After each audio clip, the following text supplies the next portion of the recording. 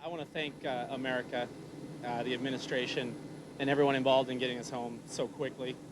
Uh, it was surprising, and we're all glad to be back. We we can all be proud of this crew, even though we're two different commands. One in Naval Air Station, Misawa, Japan, and one at NAS Whidbey. We definitely operated as one unit, and America should be very proud of these 23 airmen. They did a great job.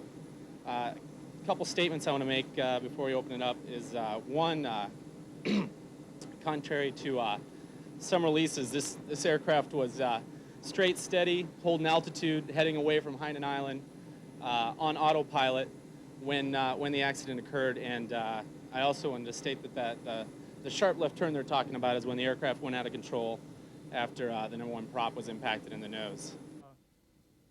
Does China owe us an apology?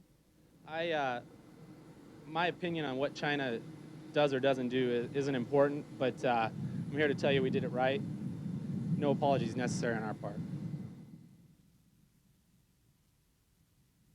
Sir, there's been mention that this is still an... At first impact, the aircraft pitched up and then rolled to about 130 degrees angle of bank.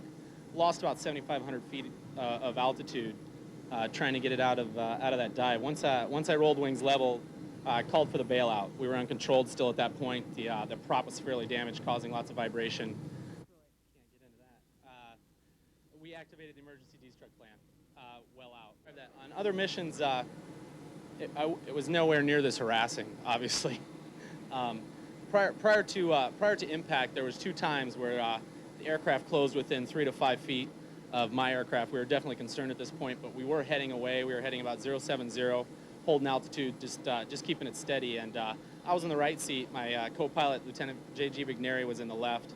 And so I was looking across, because at this time we're heading away, and the aircraft were on the island side of the plane.